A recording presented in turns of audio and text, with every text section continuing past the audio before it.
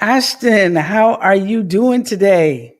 I am doing what they say, better than good and better than most. I'm glad to be here. We are so excited to have you here. Oh my gosh, for this episode of Coffee Chat. Thank you, thank you, thank you. As I tell all my guests, I know it's early in the AM, but There I you can't tell by looking at you. You're looking go. amazing. Well, thank you so much. I really appreciate that. Absolutely, absolutely. This is the segment of the show where I just ask you to just do like a 1 minute introduction, tell people who you are, where you from, because you know we're from the same hometown. I'm excited about that. While I share the broadcast across the platform. Okay. So, good morning, everyone. My name is Ashton Williams Sr. I'm from a little small town called King Street, South Carolina. I live here in Columbia. A little bit about me. Formerly used to work with South Carolina Department of Transportation, working in their small business program. Now I'm with the South Carolina Commission for Minority Affairs. I work in the small business division. I'm an outreach coordinator. And basically what I do, I connect and partner where we used to say building bridges and closing gaps. And so when I came in, my job is to close that gap between small businesses and state and local municipalities to win and be able to bid on contracts. And so that's a little bit about me. I'll let Suham do the rest. All righty, all righty, all righty. I would love to do the rest. Let's see. Let's get me back up there. Awesome sauce. Thank you so much about that. Well, you know, you've watched Coffee Chat, you shared it, you are really big on LinkedIn. So thank you for coming on Facebook with me this morning, even though we're broadcasting simultaneously on LinkedIn. um, so you're from the hometown of King Street, South Carolina. You work with Department of Transportation. Well, look, before we go there, let me just say this.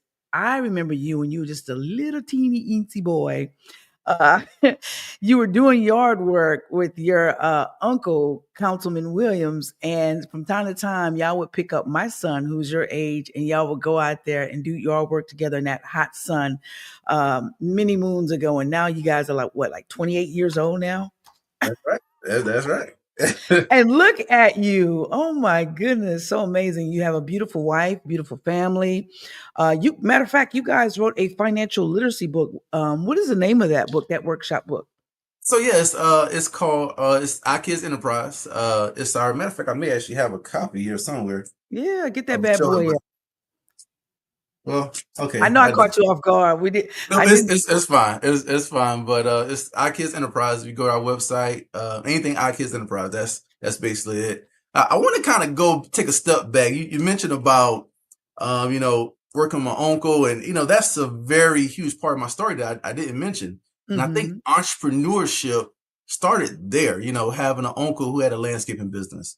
Having an aunt who had a daycare. Right. Give me 1 second.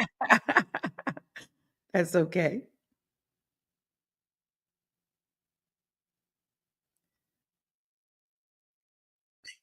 Can you hear me? Okay. Yes, I can hear you now. Okay, sorry about that. My wife is always on point. So this is the book here. I'm Uh sorry. huh. I'm gonna take one Yes. step back. So this is the Our Kids Enterprise book. She brought it up to my office. So, Hold it up but again. Hold it up one more time. Hold it okay, up. yep. Yeah, hold it up a little higher. Okay, can you There say we it? go. Yeah, yeah. There we go. Financial literacy workbook and activity journal for young aspiring entrepreneurs. Guys, I bought a bunch of these and I was handing them out. Get it for your children today. So, and again, I want to say thank you so much. So about my journey, just having entrepreneurs. My uncle was always an entrepreneur. He worked full time on a job and he worked part time on his fortune. And that model display. He was always a hard worker. I was just telling my wife yesterday. The only thing I can say about him is that he he worked. I mean, he was such a hard worker, and so I think seeing that firsthand, I saw that example of what hard work looks like. And then, aunt who have a daycare, uncle who ran a restaurant. So entrepreneurship was always in my family. Oh And, yeah. about the book, it was during the pandemic. Me and my wife, we have a financial literacy company where we help people with the credit, business credit, etc. And we was actually going to start a vending machine business for my daughter and my son. And as Hmm. you know, when the pandemic happened, everything kind of took a turn. Anything related with food, it had new requirements, new restrictions. So we decided, hey, we already in finance. Why don't we write a book for youth? And so that was a great idea. I mean, so we wrote that. We talked about different youth, whether you have a landscaping business, whether you're a barber. I like to teach kids how to have two bikes, one to ride and one to rent. You Come on know, now. just to get that concept of earning income and letting your income grow. So that's a little bit about that. So I Awesome. like to Thank mention you. that though. Thank you for sharing that. Yeah, we got to get that out. That's so important. I'm a big advocate for financial literacy. I made some huge mistakes in my life, and so if I can stop somebody from making those same mistakes, I feel like that is something I am supposed to do. Um, Absolutely. so let's pivot into you worked at Department of Transportation, and now you are helping people become financial literate to win government contracts. How in the world did that come about? Explain that transition. So it's very interesting. So, like I say, from King Street, South Carolina. So I actually started working at the DOT there. Mhm. So I was the guy you see on the side of the road with the flag. You'll see me with the dump truck. So that's where I started at when I was in King Street. So after my wife graduated college, she got a job in Columbia, and she said, "Hey, I'm moving to Columbia. Are you coming?" Well, I said, I think I like it here in King Street, South Carolina. I'm not going to the big city. She said, okay, well, I'm going with or without you. And I said, well, you know what? I think I'm gonna go with you. So what happened was I applied for a job here in Columbia, and there's an STDOT in every county of the state of South Carolina. So transferred up here to Columbia, started working there. And I actually decided, hey, I want to take a break from working with the Department of Transportation. I want to flex my entrepreneur muscle because Mm. I was already working on my job full time. And I said, I want to be an entrepreneur full time. And I did that. And what I realized, I said, wow, I'm working harder as an entrepreneur than I was on my job. I think I'm going to go back to DOT. And that was the best decision because when I went back, I fell into a role where I was working with entrepreneurs all the time. And Mhm. there's a program called DBE, Disadvantaged Business Enterprise. I had no clue about this program. I got hired as a technical advisor. And my job as a technical advisor was anytime the state have federal dollars, a certain amount of those dollars are advocated for minority businesses. They have set asides, and we have we call it DB goals. And so it just aligned, and that position helped position me for the position I have now. So so when people think about DOT, they think about roads, bridges, Yeah. construction. But what they don't think about is they have a certification similar to the one I'm going to talk about today that's for certified minority-owned businesses. And I worked for DOT 12 years, and well, at the time it was 8 years and didn't know anything about it. And so Wow. that's how I got started working in the business realm. And again, it was the best decision I ever made. It aligned with what I wanted to do. Man, that's so super freaking duper awesome. I didn't even know. Matter of fact, Dee Joe has joined and she says, great morning. And she put me on to something I didn't know years ago. Because, I'm a real estate investor as well as a mortgage broker. And she said, hey, Sue, Department of Transportation has houses that they sell from time to time on the low because I guess they're widening the roads. Yep. And man, most times you just have to move those houses. And there was like an $8,000 house that was in perfect condition. DOT was selling it for $8,000 because I guess they needed to do some road work. I was like, oh my God. So that's something a lot of people don't know. We teach that in our real estate investing class. So Didi Joe, thank you for that tip. And I was able to share it with people, and now I'm able to share it with the world. Ashton, so you know about that as well? Yeah, absolutely. I mean, even if if you're a real estate appraisal, they hire. If you're in the real estate profession, I mean, it's an untapped market. A lot of people miss out on. But if you have your real estate license, I would definitely recommend contacting someone with SCDOT. You can talk to someone in the DB office, or you can talk to someone in the real estate appraisal department. But they look for real estate agents all the time. So that's a huge thing, especially with the Carolina Crossroad.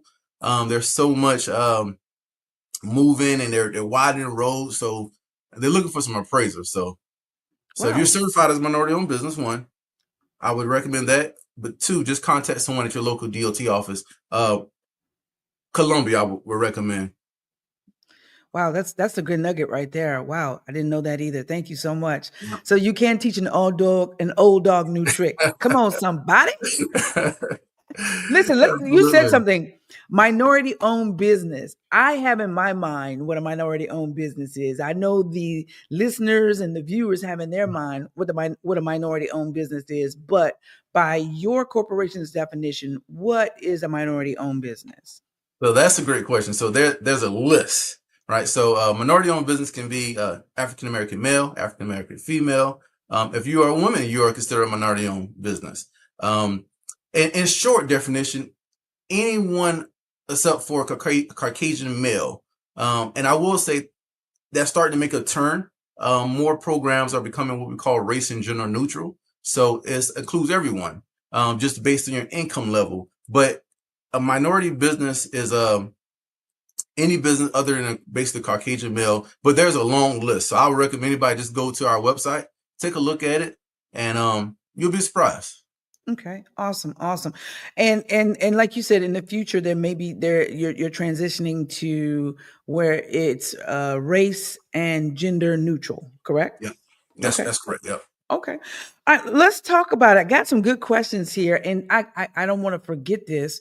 Um, but someone wants you to drop, Earl Webb wants you to drop the link of the book in the chat, please. So if we don't do that during the show, we'll definitely do it after the show. It'll definitely be dropped in under this broadcast. So thank you so much for enlightening me. I'm already excited, man. So what is one piece of advice that you would give to someone who's trying to build wealth and leave a legacy? Well, I think the first thing is the mindset because Mhm. it has to start there.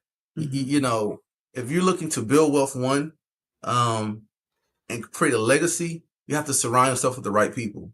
And a lot of time, I hear people say all the time, well, how can I surround myself around the right people? Well, it starts at home. Listening to podcasts like the great one we on today.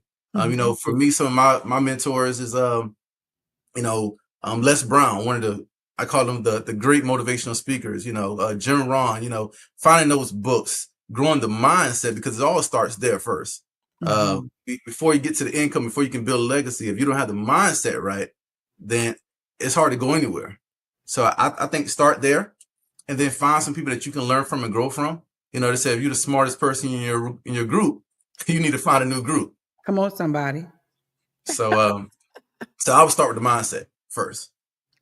Now let's go deeper into what you do in your role with helping small businesses and minority-owned businesses.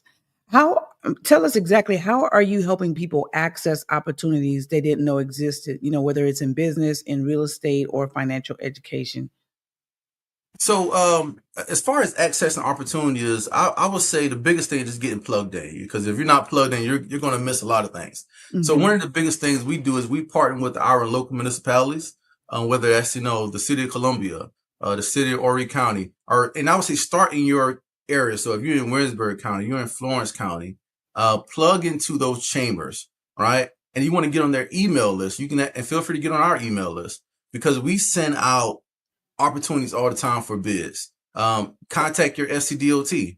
And when I say your SCDOT, look at their business division because most state and local municipalities, they have a business division and they send out newsletter about things you can bid on, outreach events. So as outreach coordinator, I partner with those community resource partners to bring the information back to our community. So I'm pretty sure at some point you'll see me, if you're a listener, see me out in the community at events, building those relationships and connecting the dots between small businesses and government agencies.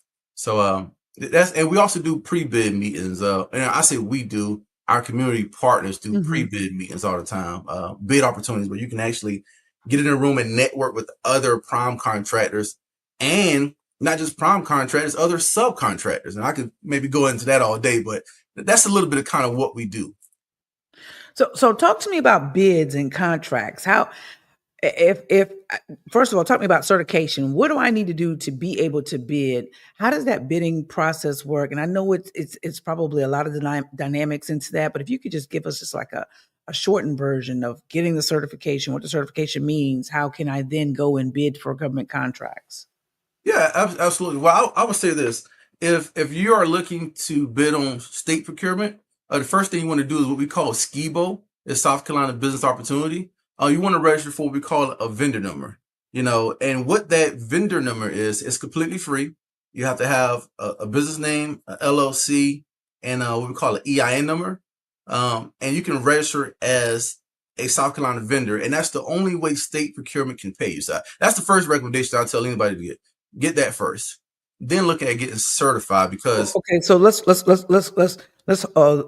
I want to write this down. So we want to look at okay, getting a vendor number first, which is yeah, completely free. completely free. Yep. Okay, and then what else do we need?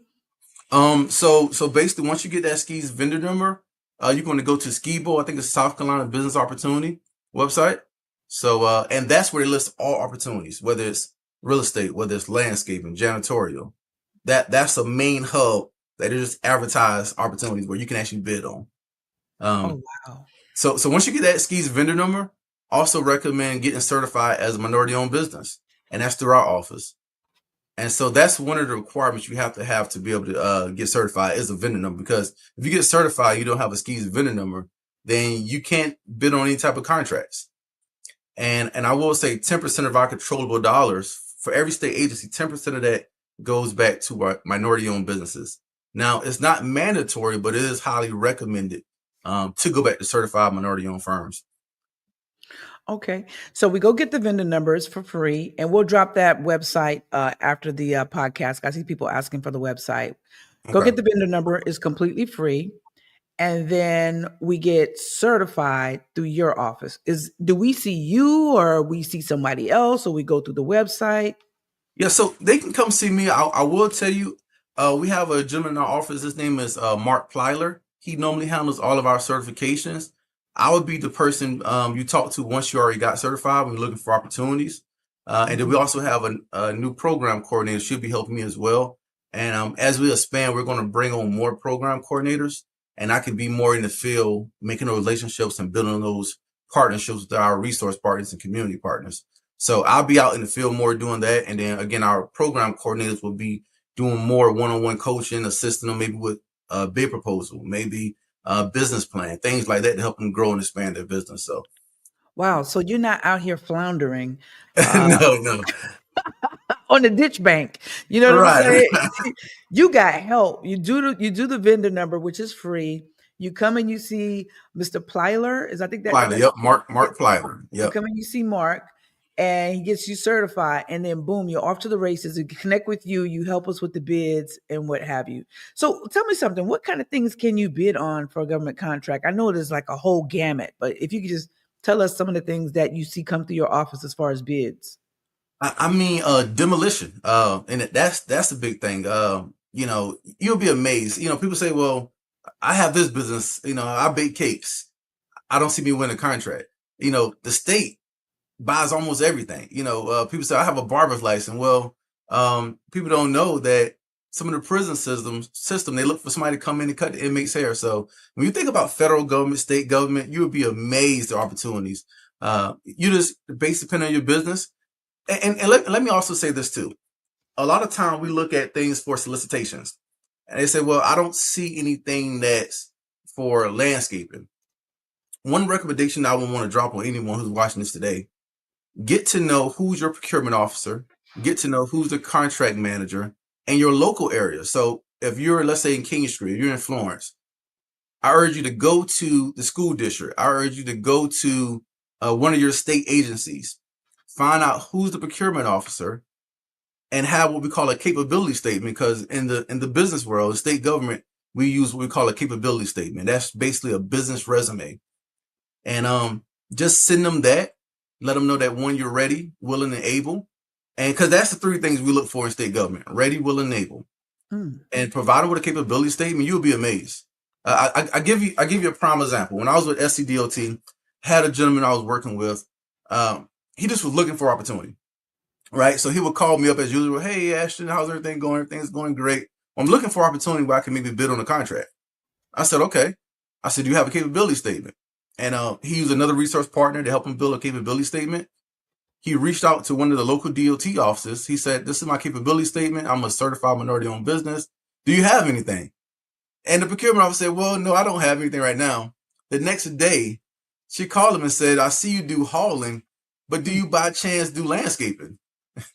And he called me. He said, "What did I say?" I said, "Well, do you do it?" He said, "Well, no, I don't." I said, "Do you know anybody who do it?" He said, "Yeah, my uncle does." So he called him back and said, "Yeah, I do landscaping." Long story short, he calls his uncle. His uncle agreed to do it. I went with him to go do the site visit because I was, again, advocating for small business owners. The uncle had the contract for 2 to 3 years. He never did the grass, but he managed it. He hired his uncle, and then he had a difference. I don't know if it was $150, $200. But again, he never cleaned up the first weed. He never cleaned up the first mower. He subcontracted out to his uncle who was looking for opportunity. And in return, it helped build his capabilities and his work performance up. So now he got past performance. You said so much right there that, do you do landscaping? No, you don't do it, but you have resources. You have access to people who do it that you can subcontract, bring onto your business, and boom, now you can enter a bid and possibly win that proposal. And Absolutely. and you're getting, and that's what a true owner does. You're not doing the work.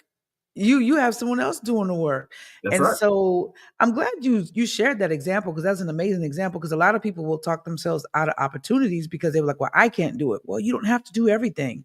You That's just got right. to have the resources and have access to the people that can do it, or the things you need to do the job with. So Absolutely. so that sounds like, I guess anything in the world that needs to be done, basically there could be an opportunity to bid on it through your agency. Whether it's HVAC, Absolutely. real estate, landscaping, just anything that's we're required to have, I guess, as humans here. Absolutely. And one advice I would recommend, like I said, if you can't do it, find somebody who can do it better, quicker, and faster than you can. Now, Mhm. I will say this. Once you bid on that contract, you are now what we call a prime contractor, and you're responsible for that subcontractor. So now, with that same token, if that subcontractor cannot perform the work, you're also responsible. So also have what I call keep your funnel filled. Have a list of other contractors who are ready, willing, and able. But again, it's like anything. I'm pretty sure in the real estate profession, you have to vet your contractors Yeah. and make sure you have good people. So Yeah, absolutely. So how long does it take? So let's just say you put in the bid. How long does it take to know if you won the bid? it typically now that it depends because you have different type of bids. You have what you call bid proposal, where Mhm. a contract officer say, "Well, we're looking at having someone come in and do consulting work. Can you send us a bid proposal?" Sometimes those may can take, I don't know, 3 to 6 weeks. Sometimes probably up to 3 to 6 months. It just depends on what they're looking for. But typically, you would know within a month time frame, because normally you have new bids every month. Some of them as quick as next day, and then that's where you talk about the three different type of bids.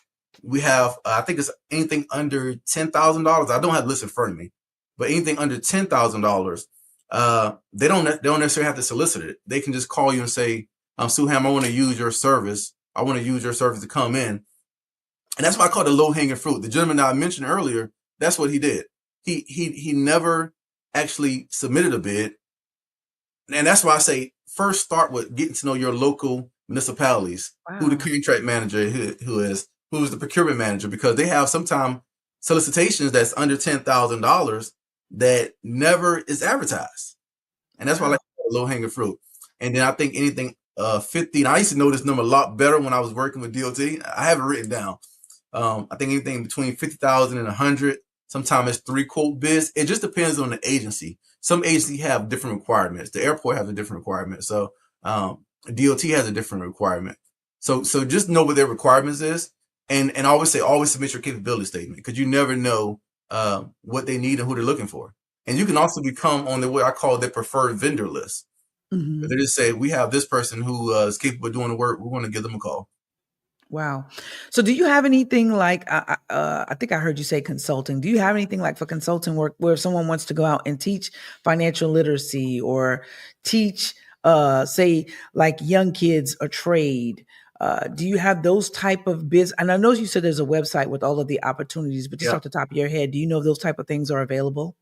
Absolutely. And again, that kind of goes back to only certain things are solicited. And Right. those are the things above that dollar amount. But so I came from SCDOT. They have a training program there now. Right now, I'm not sure, how the federal funds are looking right now, but they have what you call a DB program for their certified DB firms, and they do training all the time.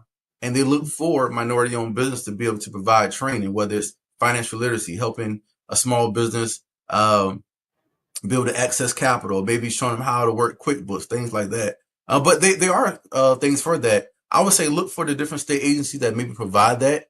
Maybe the school system. I know I know DOT has one where they do training classes all the time.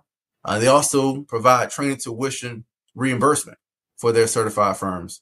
So there's a lot of state agencies that offer different contract opportunities for financial literacy, consultant, one-on-one consultant. You just have to sometimes reach out to the municipalities. The city of Columbia offer training programs and different things. So I would say this: if you have a business, no matter what you do, take some time, reach out to that contract manager, give them your capabilities, and you just never know. Right. So what I heard there was a lot of stuff, and I never even thought to think about this. What you don't know, you don't know. Yeah. There are a lot of bids that are solicited, meaning that they're listed, they're looking for people, but typically they're bigger bids. However, you can start right in your backyard by going to your local municipalities, your local county office, city offices, state offices, local federal offices, and ask, hey, do you have a need for this service? And if it is under $10,000, that's something that they may be able to tell you on the spot. Listen, yeah, you just got to basically have your capability, what you can do, right? The capability statement. I think Capability that's what statement. Yep. you have, your capability statement and your vendor number, and then you're off to the you're off. You're off to the races. Absolutely. So, did I hear you correctly? Is that how Yeah, it's you are 100% correct. Yes, you have that okay? vendor number, capability statement, and the vendor number is so important because the only way the state can pay you, you have to have a vendor number. Mhm. I have seen individuals where I told them, "Hey, contact your local DOT, your local state office." I have seen situations where one individual I was helping, he did that, won a contract, Wow. but one big problem. Can you guess what that was? Vendor number. He didn't have a vendor number. So luckily, um, he talked to he called me and told me what happened. I said, tell him we're gonna work to get you that vendor number. So the contract manager said, I'll tell you what I'm gonna do. I'm gonna give you, I think it was 6 weeks to get the vendor number. If not, I'm gonna have to pass it on to someone else. Mhm. And one time, I will say, one time you could get a vendor number in 24 to 48 hours. There's a backlog, so sometimes it takes 3 to 6 weeks. And luckily, he was able to pick up the phone, and they was able to give it to him like within 24 to 48 hours. Oh my So, goodness. so a lot of time we notice people win the contract, then they try to get the vendor number. But you want to get the vendor number first, then bid on the contract. Well, you can still bid, but just make Don't sure put you the get the vendor. horse. Right. Don't put the horse before the cart. There Or you go. no, There you don't put go. the cart before the horse. There Cart you for go. the horse.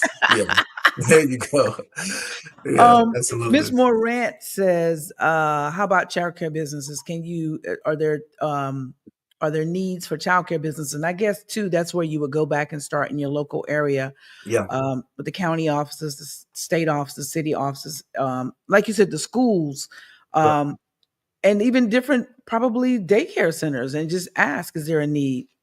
Absolutely. I recommend anybody watching this today, if you don't have a capability statement, go ahead and create one. And for anybody, I'll get the question, what is a capability statement? It's basically a business resume. It's typically one page. You have your business name, you have your NAICS codes, and you have a little bit about yourself, some of your past performance. And that's what that capability statement is. And start, I say smile and dial. You want to make sure you start reaching out to those different municipalities and things like that and provide them with it. You just never know. Well, I'm definitely about to get on board with that. I'm telling you right now, because I like to teach, and so why not get paid for what I love to do? Absolutely. Absolutely. So and for those who may be saying, how do I do a capability statement? I don't know if you have a reference where you can refer somebody, but one thing I want to say is Chat GPT.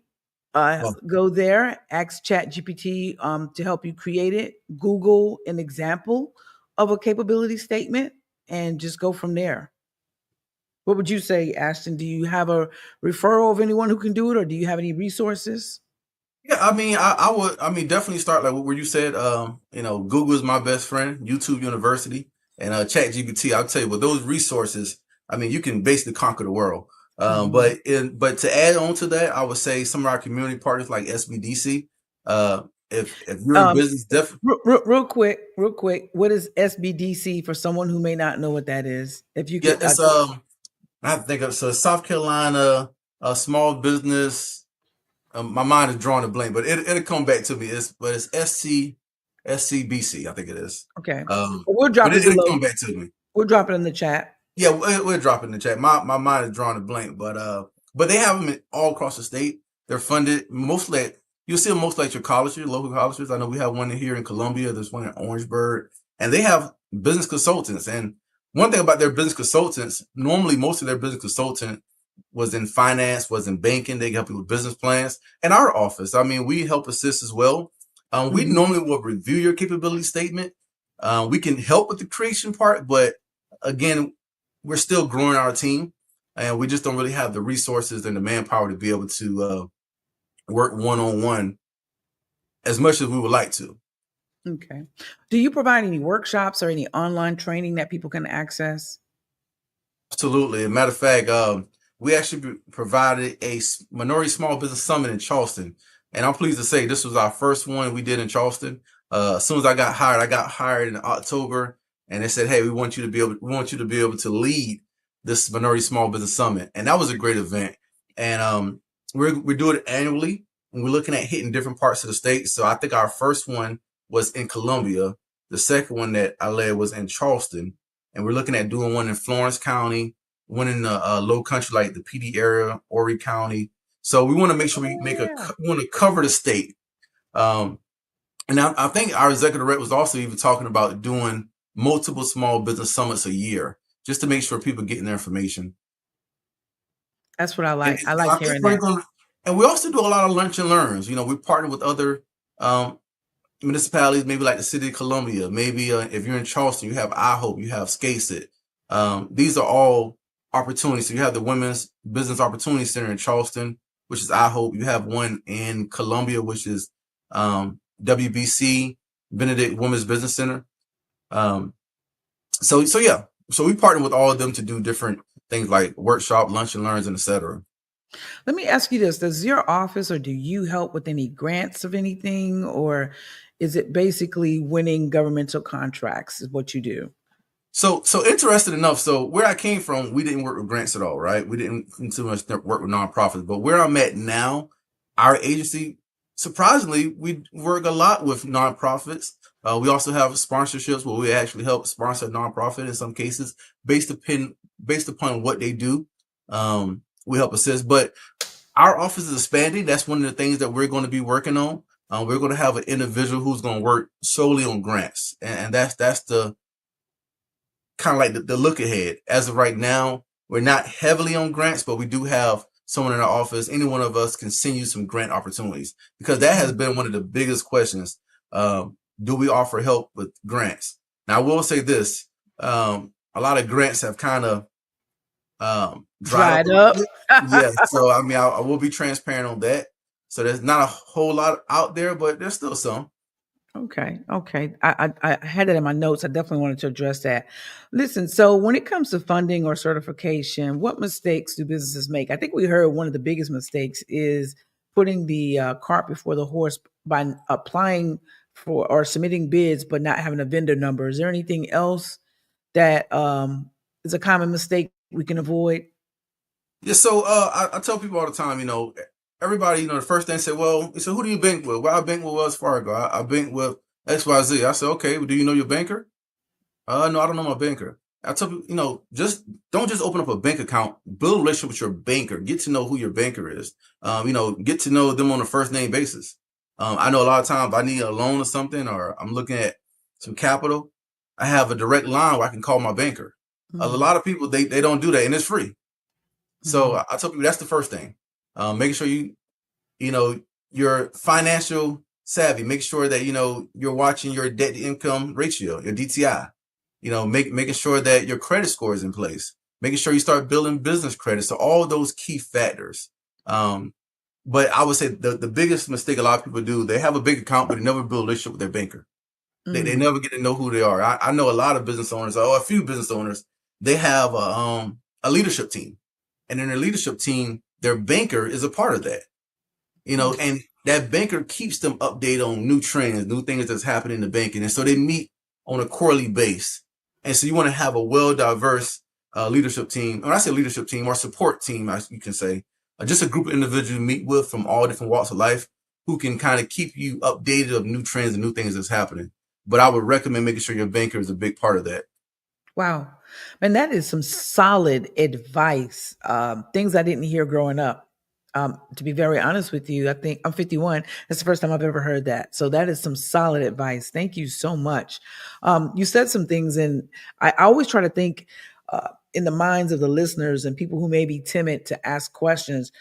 It's very important for credit score, like you said. It's very important for debts to income DTI.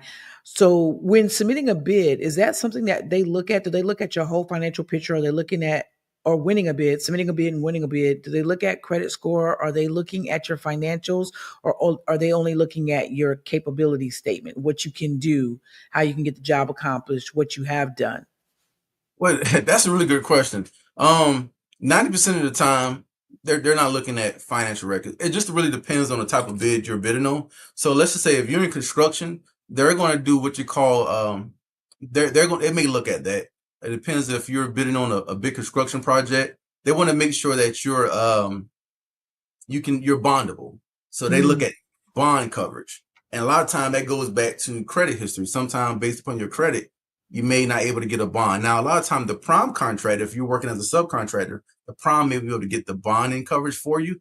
It just really depends on the bid that you're bidding on. But 90% of projects is just really your capabilities, your capacity, your past performance. Can you do it? Can we trust that you're gonna do it on time? Can you complete it? Have you done this before? So That is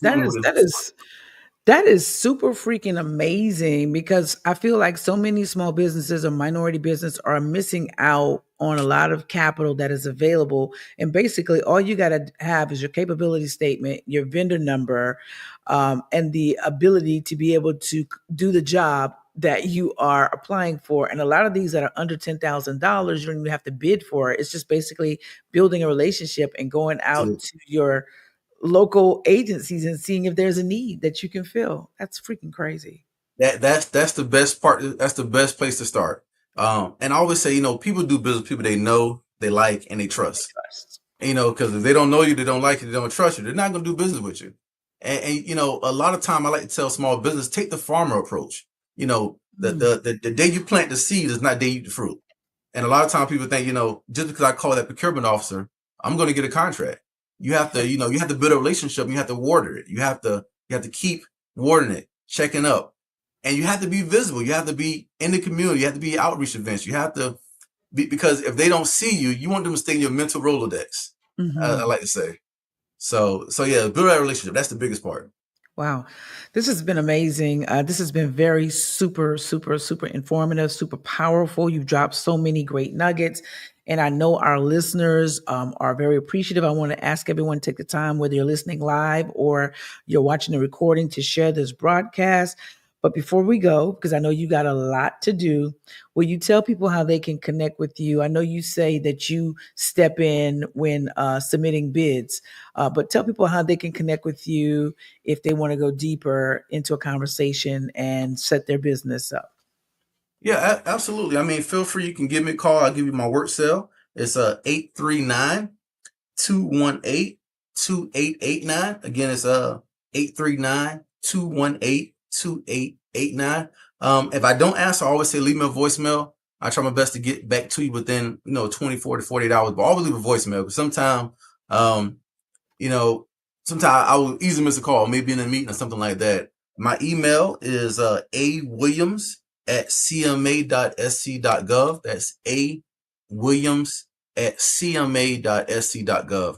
And I'd be more than happy to help you. If I can't help you, I can at least point you in the right direction. I always say, if I don't know the answer, I'll find the answer. Come on And now. so we're just willing to help as much as we can, just to help as many small businesses as we can. Absolutely. Well, I thank you so much for being here today on Coffee Chat, having this casual conversation with me. I thank the listeners for always showing up and watching and sharing. Listen, I hope you guys are inspired to go after everything that you want with your name on it. Remember, doors are opening every freaking day, but you got to get in position to walk through it. And I think this episode is just so vital and so needed, because so many businesses right now need a lifeline, and they don't even realize that there are opportunities out there. So please, guys, don't put this information and hide it from people. Please share it. Share it with a fellow friend or fellow business owner. And let's help to get more people walking through those doors. And don't forget, I'm here to help you level up in real estate, finances, and life. I'm Sue Ham, your mortgage broker, your real estate investor, and your financial literacy coach. So until next time, I want to thank y'all for being here. We will see you next Thursday at 7:30 a.m. right here on Coffee Chat. Peace, y'all. Thank you, Ashton. I appreciate you so much. Thank you. I'm glad to be here. I came a long way from mowing lawns as a little young man to who you are today. Thank you for helping so many people. Keep doing what you do. Yes, ma'am. Take care. You too.